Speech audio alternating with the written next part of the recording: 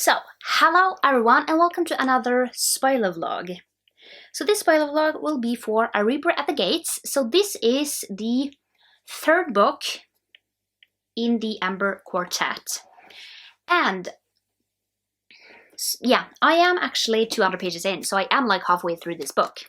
So let's just talk about, like in brief details, what has happened. So basically, we are kind of, starting where we ended. So basically, Helen, like the blood shrike, she's basically trying to just kind of kill the commandant because Marcus has set her on that task, and it's not going that well because she has the Nightbringer with her. The commandant and basically the commandant can be used. The Nightbringer is using her because the commandant, she wants power. So it's really easy for the Nightbringer to kind of use her to get what he wants, which is also power. So Helen is there. She's in danger just because the commandant wants Helen dead. Her sister is basically in the claws of Marcus because Marcus married her sister, and now basically whenever Helen is doing something he doesn't like, basically Marcus takes it out on her sister because then she can hurt both of them. And yeah, so basically I'm liking Helen just because she has like captured both Laia and Elias like 2 or 3 times, but she has always let them go. And I just think that she really wants to do her, what the Blood Strike is supposed to do. Her task is kind of to kill Laia and Elias. However, I just think that deep down she knows that they are not the problem of this world. That is kind of why she lets them go, like every time, without, Marcus kind of knowing that she has actually had a chance to kill them. Yeah, Marcus is the biggest jerk alive, and not the biggest jerk because the commandant is kind of maybe worse. Yeah, so I don't like Marcus. He can hang himself. Sorry, not sorry.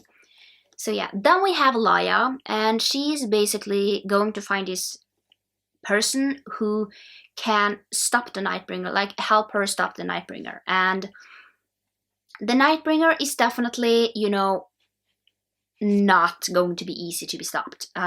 She's struggling because it's really difficult. She don't know what to do, and basically to get help from others, they want her brother Darian to make these weapons of a certain steel that is really, really good. So he's like always asked to do that, and really making it's like really difficult to see, what her brother has been through, and then he's kind of always pushed towards making this steel. And then we have Elias, and he's between the land of the living and the dead.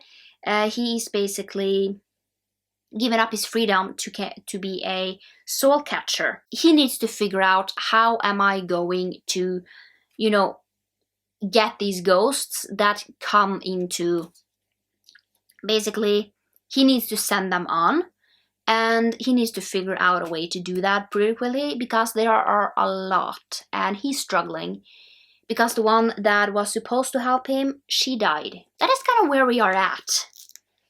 So far, I have to say, I think the reason why I'm calling this a slow book but a lot of happens is there are a lot of descriptions, I feel like Sabaa Tahir is really good at telling you what is happening.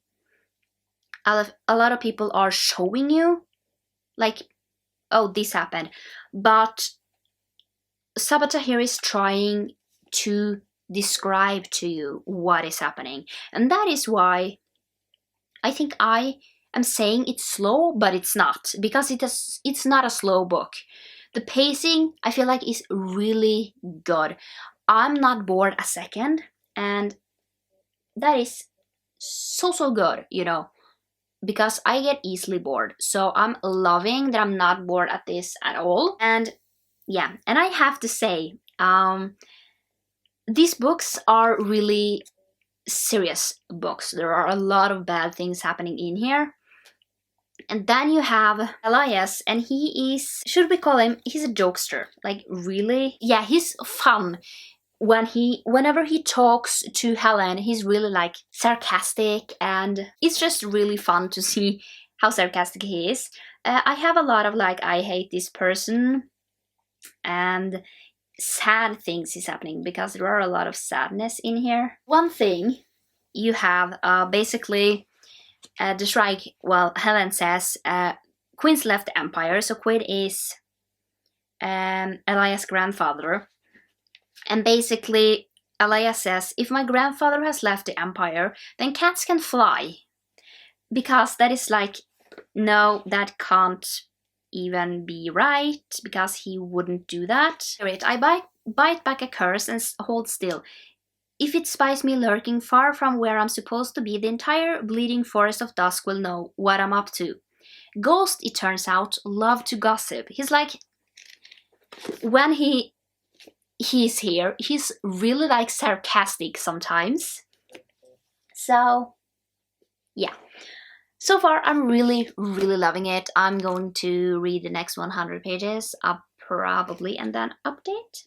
So I read another 100 pages in this, so I am on page 300. Right now we are kind of, you know, yeah, Helen's sister was poisoned, so she's there. She wants to try and save her sister, get her away, and basically into safety, because she's really afraid of what is going to happen, because Helen's sister is pregnant with Marcus' son, probably son.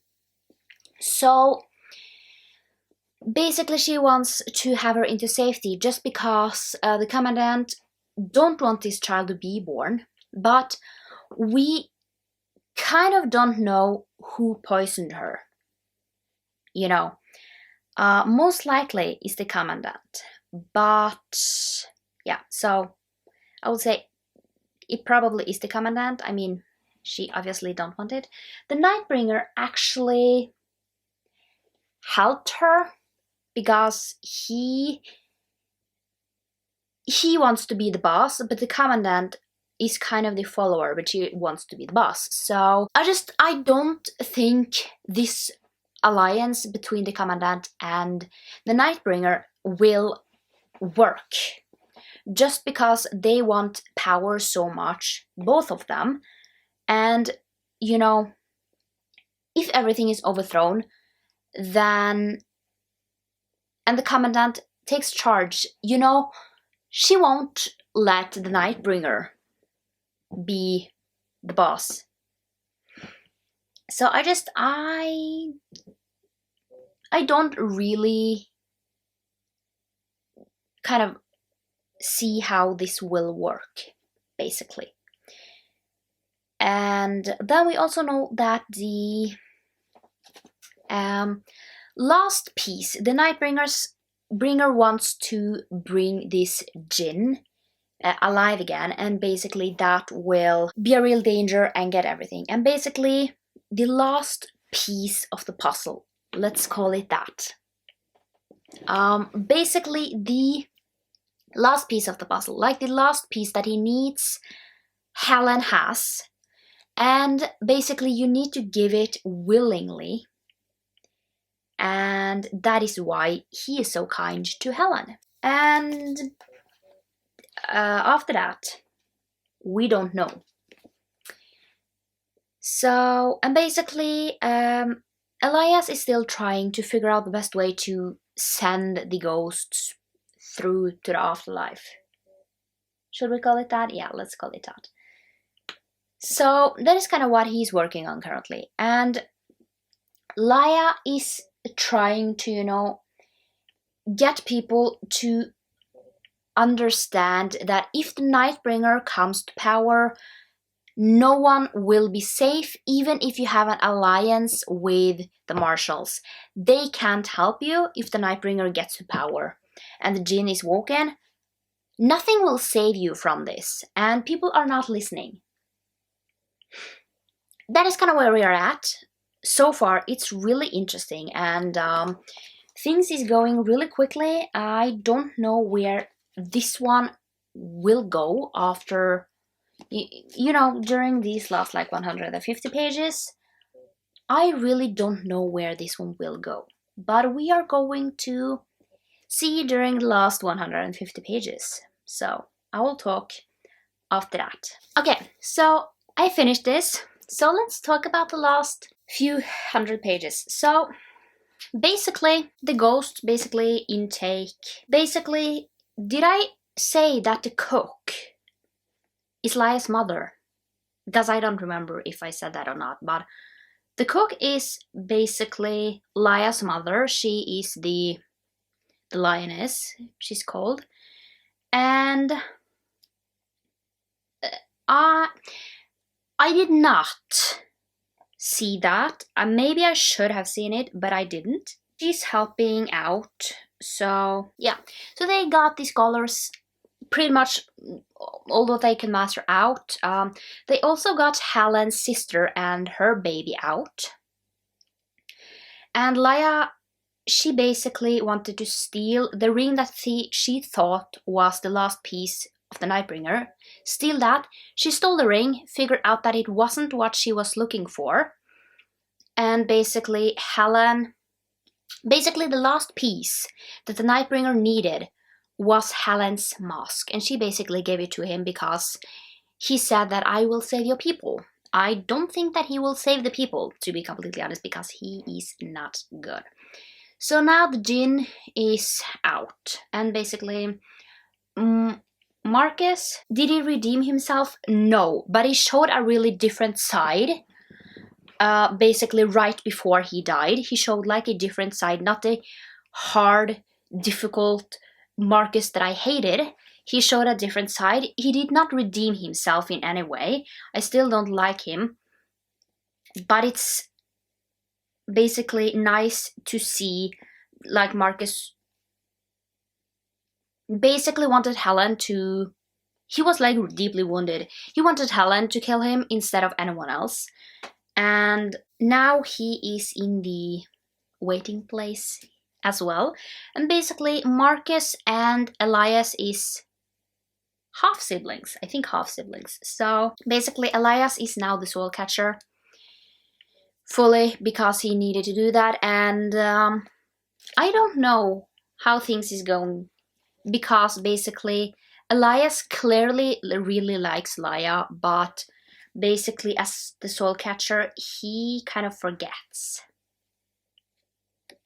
And yeah, so everyone is out, and the Nightbringer now is bringing the Jinn back because the last piece is complete. And yeah, the Nightbringer, I just get so... He's clearly really good at manipulating, just because he is nice to you until you give him what basically he wants. So it's just really, he's really good at manipulating people. And Laya, he saves Helen. And one thing Laya says is like, because Helen basically reached for her own blade, and she says like, we didn't drag you through 100 miles of caves so you can first act upon waking would be to stab me. And she's like, that is like... There are some funny moments in here, like really like sarcastic, like hello, but a lot of it is sad. There are some sweet moments, but overall it's like one thing that the cook says basically is because she did horrible things when she was in Kauf and she couldn't save her father or her sister Liz. And basically she says, listen to me, one day you will have children. and you will learn that you would rather suffer 1,000 torments than let one hair on their heads be harmed. The cook is basically just trying to protect her family, protect kind of everyone else, and that is why she stayed so long as a cook for the commandant. And